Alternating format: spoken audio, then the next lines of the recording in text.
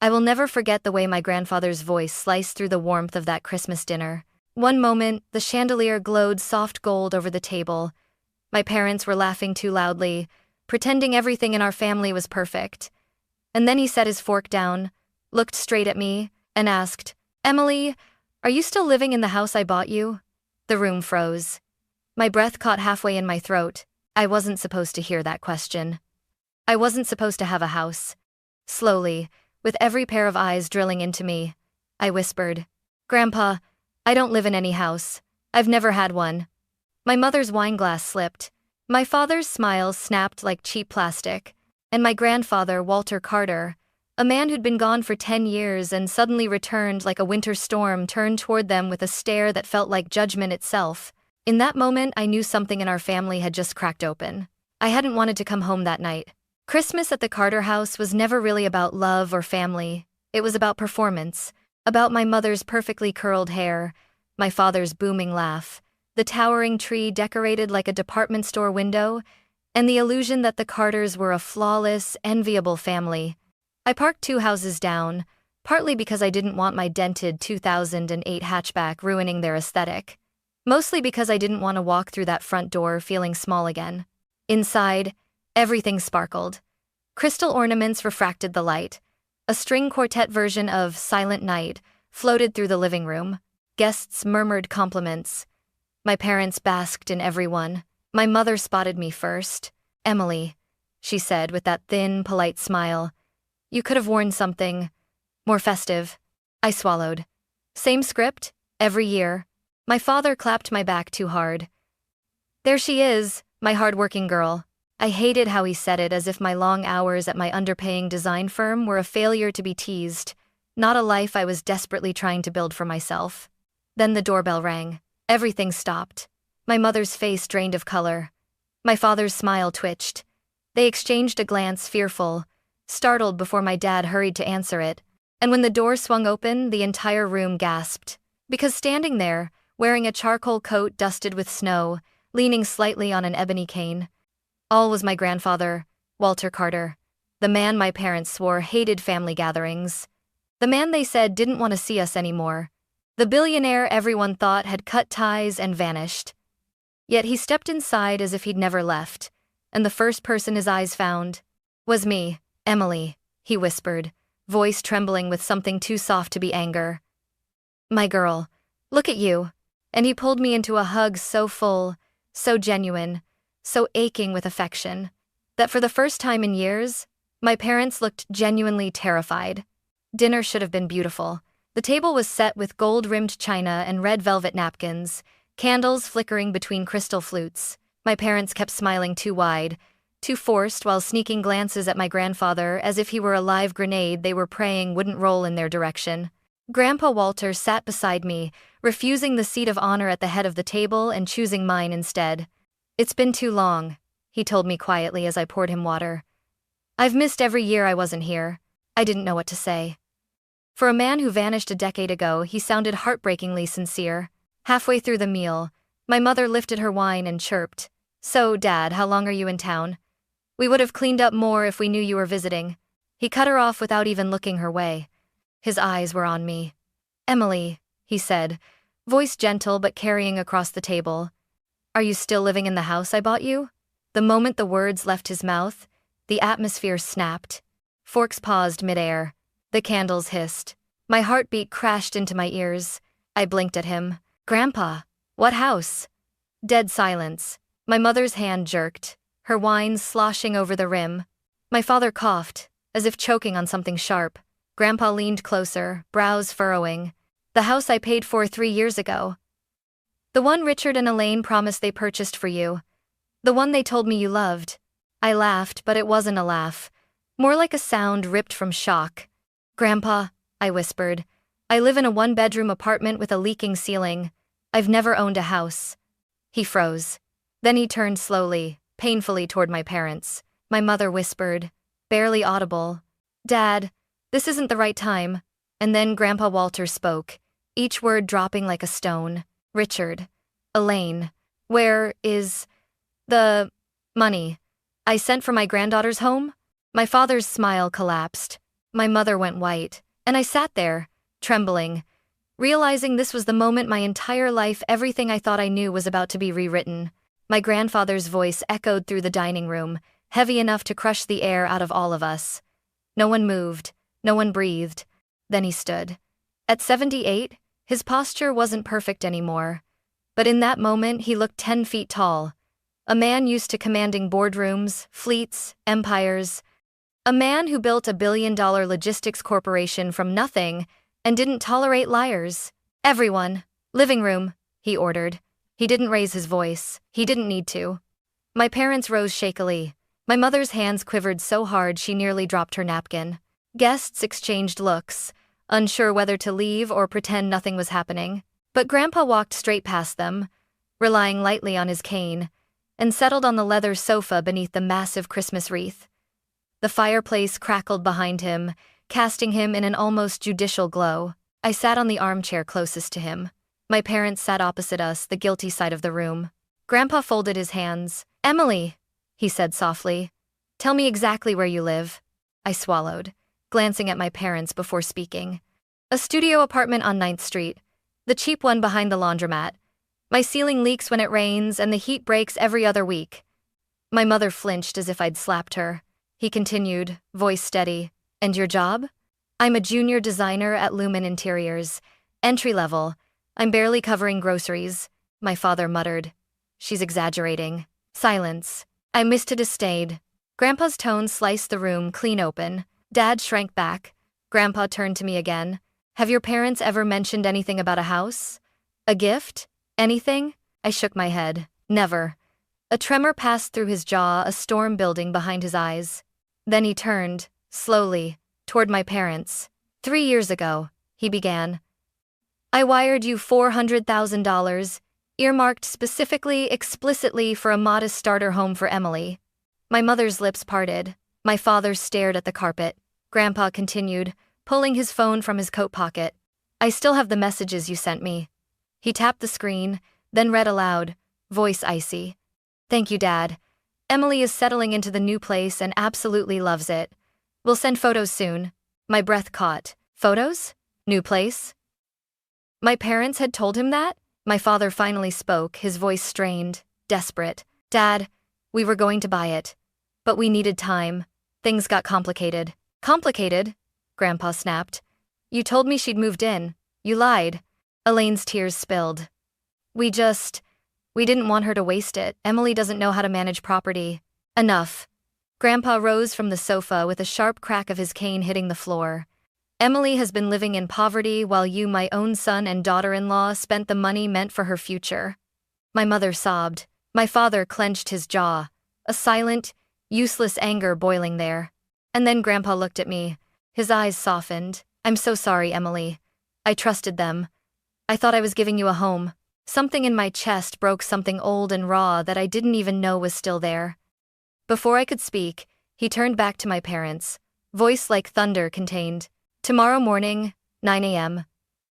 We will settle this. You will bring every document, every receipt, every account statement, and you will explain every dollar." He leaned forward on his cane, staring them down. "And if you don't," his voice lowered to a quiet, devastating promise, "I will handle this my way." My father's face collapsed. My mother burst into full, shaking sobs. And I sat there, caught between shock and heartbreak, realizing that the life I'd struggled through wasn't an accident. It was engineered. The guests quietly slipped out after that. No one dared linger in a house where the temperature had just dropped below freezing. Even the Christmas lights outside seemed dimmer, as if the entire neighborhood sensed the implosion happening inside the Carter home. My parents followed Grandpa into his study like two criminals being escorted into an interrogation room. The heavy mahogany door shut behind them with a thud that rippled down my spine. I lingered outside, heart pounding. Their muffled voices escalated almost instantly. My father, "Dad, you don't understand the pressure we've been under." My grandfather, "I understand theft, Richard. I understand lies." My mother, "We only borrowed it. We plan to..." Grandpa's voice cut like a blade. "Borrowed? You bought yourself a lake house." I slapped a hand over my mouth. "A lake house?" My parents always claimed it was an investment property they'd saved for years to acquire. Now I knew the truth. It was bought with the money meant for me. The door swung open suddenly, and my father stormed out, red-faced, breathing hard like he'd run a marathon. "Emily," he snapped, "don't you dare look at me like that. I'm not—" "Don't play innocent," he hissed. "You think you're some victim? Your grandfather spoils you for one night and suddenly—" "Richard." Grandpa's voice loomed behind him. My father froze. Grandpa stepped out of the study, placing a steadying hand on my shoulder. His expression softened only for me. "We're done for tonight, sweetheart. Go home and rest. I'll come see where you live." My mother gasped. "No, Dad, please, her apartment isn't—" He turned on her. "What? Isn't good enough for my granddaughter? Because you two made sure of that?" Mom covered her face with both hands, shoulders shaking. Dad pulled her into his chest, but even from where I stood, I could see it wasn't affection, it was fear. Grandpa looked back at them with eyes filled, not with anger, but with betrayal so deep it seemed to age him. "We meet tomorrow at Jonathan Hale's office," he declared. 9 sharp. And don't insult me by being late." I walked him to the front door, unsure if I should hug him again or apologize or collapse into tears. But he squeezed my hand and said softly, "I trusted the wrong people. Let me fix what I broke." My parents watched from the hallway, silent like two ghosts fading at the edges.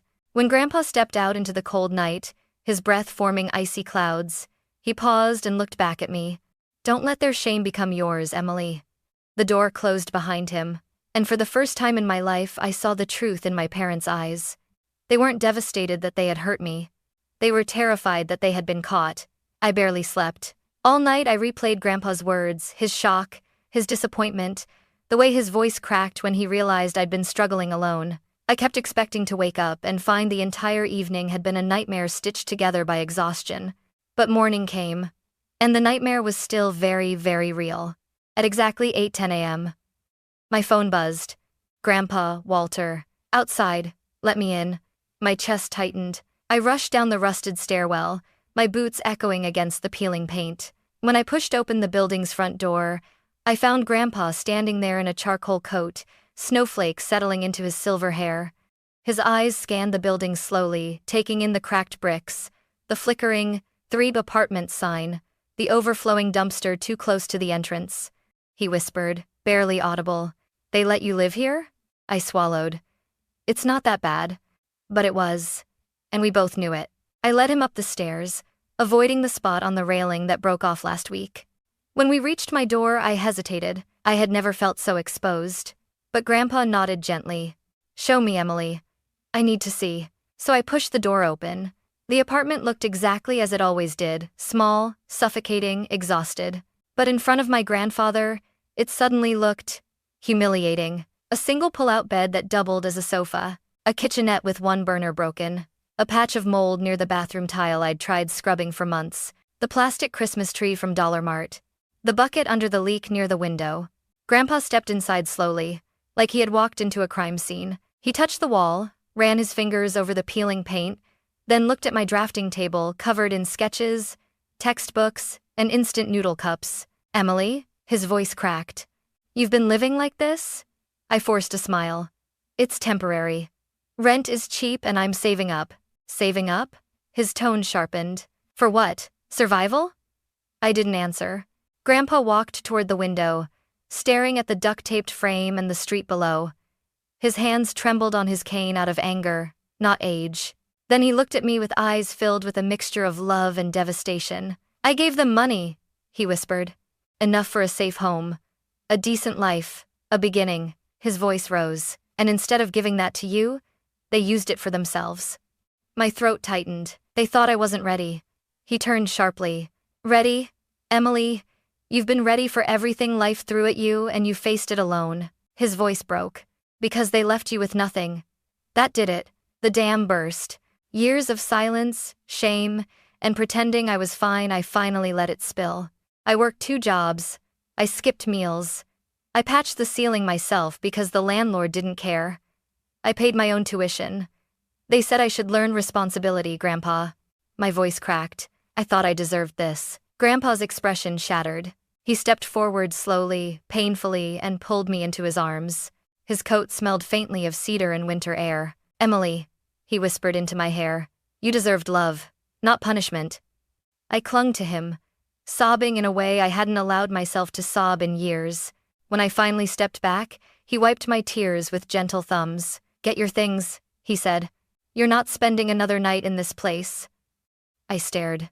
"Where are we going?" He smiled, sad but determined. "To the truth," he said. "And after that, to justice." He placed a warm hand on my shoulder. "Today, we let your parents explain themselves to someone who won't let them lie." I blinked. "The lawyer?" He nodded once. "Jonathan Hale is waiting. And trust me, Emily." His eyes hardened. "Your parents won't walk out of his office the same people they walked in as." A cold shiver ran down my spine. For the first time in my life, I wasn't afraid to face my parents. Because this time, I wouldn't be facing them alone. Jonathan Hale's office didn't look like a place where lives were destroyed. It was too bright. Too modern. All glass walls, chrome finishes, and sharp white lighting that made everything feel sterilized like a surgical room for secrets. Grandpa and I arrived at 8:55 a.m. My parents arrived at 9:12. Of course they were late. They walked in fast, my mother trembling, my father stiff, jaw tight like he was marching into battle. Dad barely spared me a glance. Mom tried to give me a weak smile, but it collapsed when she saw Grandpa's expression. Jonathan Hale, gray-haired, sharp-eyed, impeccably pressed suit rose from behind his desk. "Mr. Carter, Emily." He shook our hands, then turned to my parents. "Richard, Elaine, please sit." No warmth, no politeness, just business. We all took our seats around a long conference table. My parents sat across from me and Grandpa, like an invisible line had been drawn down the room. Jonathan opened a thick navy folder. "Let's begin." My father cleared his throat. "Jonathan, this is a misunderstanding. We just need more time. And I need honesty," Grandpa cut in. Jonathan didn't even glance at Dad. He simply pulled out a packet, a printed bank statement, and slid it across the table. "This is the transfer Mr. Carter made to you 3 years ago. $400,000. Marked for the purchase of a home for Emily." My mother stared at the paper as if it might burn her. Jonathan continued, pulling out another document. "This," he slid the next page forward, "is the record of where that money went." My stomach twisted. I didn't want to look, but I did. $40,000. Custom renovations for a lake property. $12,800. European vacation package. $9,200. Jewelry purchase. $2,750. Luxury spa retreat. $189,500. Down payment on a lakeside house in Clearwater Bend. My parents' house. Not mine. My father leaned forward, voice rising. "You don't understand. We intended to put the house in her name later." "Later?" Grandpa cut in. "When? After you finished enjoying it yourselves?" "It was an investment," Dad snapped. "We worked harder than she ever did. She hasn't earned." Jonathan slammed his hand onto the table. The sound cracked through the room. "Mr. Carter," he said coldly, "your father didn't ask whether you earned it. He instructed you to purchase a home for Emily. You lied, and you misappropriated funds that were not yours." My mother broke into sobs again. We didn't want her to ruin the opportunity. She's irresponsible. I felt something inside me snap. Irresponsible? I leaned forward, voice shaking. "I worked 2 jobs. I paid my own tuition. I lived in a place you wouldn't let a dog sleep in. And you call me irresponsible?" My mother couldn't meet my eyes. My father glared like I'd betrayed him. Grandpa reached over and took my hand gently, grounding me. Jonathan turned to Walter. "Mr. Carter, shall we proceed with the next matter?" My parents stiffened. "What matter?" Dad demanded. Walter exhaled deeply, looking suddenly older but more resolute than ever. "The matter," he said, "of my estate." The air went dead. Jonathan pulled out a sealed envelope with a crimson wax crest, Walter's personal seal. He opened it and began reading. 2 months ago, Walter Carter amended his will. As of this amendment, his primary beneficiaries are Emily Carter and Melissa Carter. My aunt. Not my parents. Dad surged to his feet, knocking his chair backward. "This is insane. Dad, you cannot be serious. After everything, sit." Grandpa's voice rumbled like distant thunder. Dad didn't sit. He slammed his palm on the table. "You can't cut us out, I'm your son." Jonathan lifted another document. A thick one, bound. "And this," he announced, is the valuation of Mr. Carter's assets. He placed it on the table with a thud. Dad froze. Mom's tears stopped midstream. My heart hammered. Jonathan opened it. Walter Carter's net worth is currently estimated at $922 million. Silence. Pure, suffocating silence. My parents looked like statues, pale, carved, horrified. Grandpa's voice cut through the stillness. I built an empire, and I will not leave it to people who lie, cheat, and abandon their own daughter. My father's voice rose into a strangled shout. You're giving it to her? She didn't build anything. She didn't suffer like we didn't suffer, I whispered. He looked at me and something ugly flickered across his face, something I'd spent years pretending I didn't see. Grandpa leaned forward. Emily will inherit everything, he said calmly. Because she has character. Something money can't buy. Something you... He looked straight at Dad. Lost long ago. My father's rage burst. No, I refuse this manipulation, he roared. You're letting that girl poison your mind. That girl, Grandpa said, voice low and dangerous, is the only one in this room who hasn't lied to me. Jonathan closed the file. This concludes the estate meeting. Unless, he added, eyes like steel, someone would like to contest the will legally? The question hung like a blade. Dad swallowed. Mom trembled. Neither spoke. They knew they had no ground. No evidence. No moral high ground. No claim, because everything had just collapsed at their feet. And all they could do was watch the empire they thought was theirs shift into my hands. If the room had felt tense before, now it felt radioactive. My parents sat stiffly, like their spines had turned to stone. My mother clutched the edge of the table so tightly her knuckles bleached white. My father stared at the floor, jaw clenched, temples pulsing as if the truth might magically disappear if he refused to meet our eyes. But Jonathan wasn't finished. He pulled out one more folder, a thicker one, bound in deep burgundy, sealed with a gold clip. Mr. Carter, he said, turning to my grandfather, with your permission, we should proceed to the documented evidence. My father's head snapped up. What evidence? Grandpa's gaze sharpened. The evidence I told Jonathan to gather, after you lied to me the first time.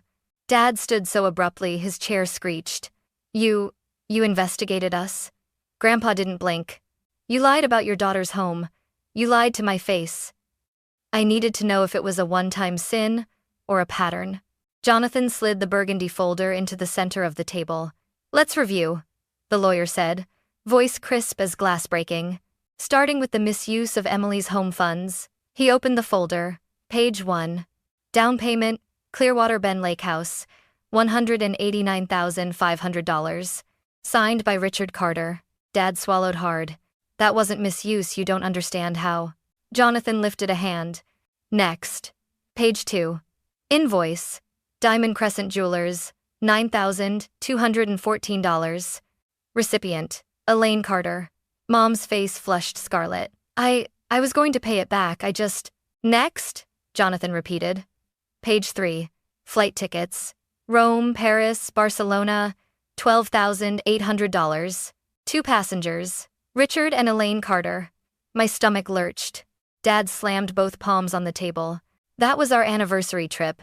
It had nothing to do with, but it was paid with Emily's house funds, Jonathan said coldly. Funds Walter entrusted to you. Funds you repeatedly claimed were already used to purchase a home for her. My mother stared into her lap, shaking. Jonathan flipped again. Page 4. Page 5. Page 6. Luxury purchases. Spa retreats. Designer handbags. Renovations on the lake house. All tied to the same account. All paid for with my grandfather's money. Money meant for my future. Dad's voice cracked. Stop this. Stop, Jonathan. We can settle this privately. This is private, Jonathan replied. I could have summoned law enforcement instead. Mom whimpered. Grandpa leaned back, his cane resting across his knees, his voice low and full of steel.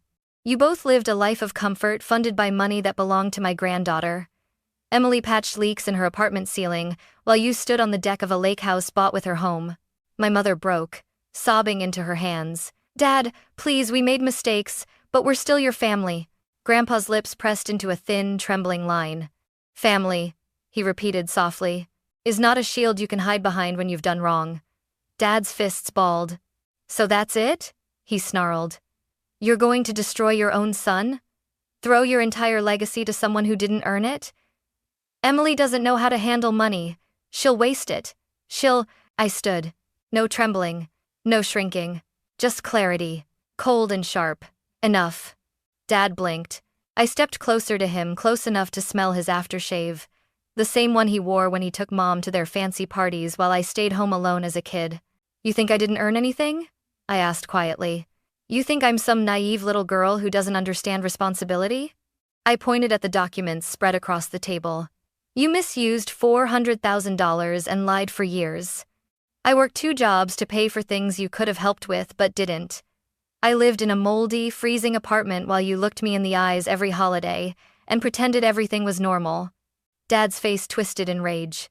You don't talk to me like that. Yes, I said, louder. I do. The room went silent. I stared into the eyes of the man I once wished would just love me. Because you didn't just lie to Grandpa, I said. You lied to me. You abandoned me while I was still living under your roof. Dad's breath shook. Mom whispered through tears. Emily, honey. I turned to her, not cruel but firm. You let it happen. She shattered.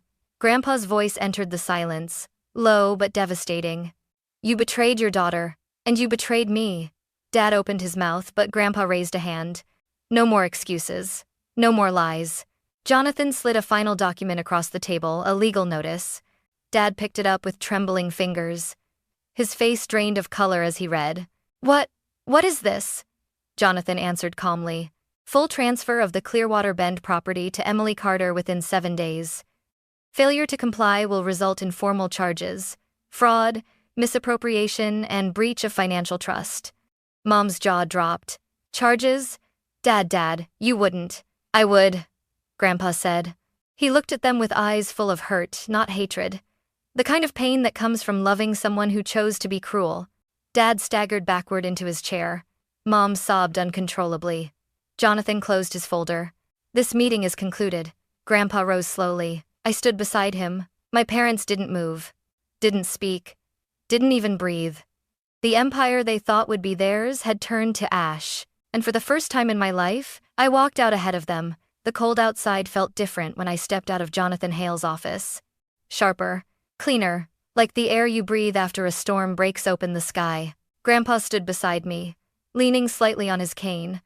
But there was a calmness in his shoulders I hadn't seen all morning, like he had finally put something heavy down. Ready to go home? He asked gently. For the first time in my life, the word home didn't feel like a wound. I nodded. A week later. By day 3, the silence from my parents was deafening. By day 4, Jonathan called. They had signed the transfer documents. By day 7, the Clearwater Bend Lake House, the one my parents had renovated, photographed, bragged about, was legally mine. Jonathan handed me the keys in his office. The gold medal felt warm in my palm, but not as warm as Grandpa's hand when he squeezed mine and whispered, You earned this not because of what you did, but because of who you are. I cried. He pretended not to notice, but his thumb brushed my cheek when he thought I wasn't looking. Moving day. Walking into the lake house felt like stepping into another universe. Tall windows. White oak floors. A view of the water so still it looked like glass. Sunset spilling across the living room like spilled gold. I should have felt triumphant. Instead, I cried again. Not because I was sad, but because I finally understood how much I had survived. The lies. The neglect. The years of working twice as hard just to stay afloat. The belief that I didn't deserve anything more. That belief was gone. Completely. Grandpa's health. 2 months later, Grandpa's health took a dip. He moved into a private care suite in the city, and I visited every day. Sometimes he told stories of his early years, when he drove delivery trucks before building his empire. Sometimes he napped, gripping my hand as if afraid I'd fade away if he let go. You're my legacy, he told me once, eyes bright with tears. Not the company, not the money. You. I held his hand tighter. I'm not going anywhere, Grandpa. And I kept that promise. A new beginning. I turned the lake house into more than a place to live. I converted the guest room into a design studio. I took on clients who needed warm, functional spaces. Single mothers, students, people who felt unseen the way I once had. I offered free consultations. I volunteered at a housing nonprofit. And slowly, I started to believe something I had never believed before. I deserved a good life. A life not built on fear or scarcity. A life where my worth wasn't measured by what I cost my parents, but by what I brought into the world. Grandpa watched every step of it with pride so bright it softened everything about him. Christmas Eve, 1 year later, I decorated the lake house with white lights. Simple, gentle, glowing. I brewed hot cocoa. I set 2 mugs by the fireplace. One for me. One for Grandpa's memory, his favorite ceramic mug with the chipped rim. I stood at the window overlooking the lake, snow falling softly on the dark water, and whispered, "Grandpa, I'm okay. I'm living well, just like you wanted." The lights reflected on the glass, flickering softly, like a smile from somewhere beyond the room. For the first time in my life, Christmas didn't hurt. It felt like hope, like healing, like a future finally mine. And I knew, deep in my chest, that I would spend the rest of my life honoring the man who believed in me, when the people who were supposed to, didn't.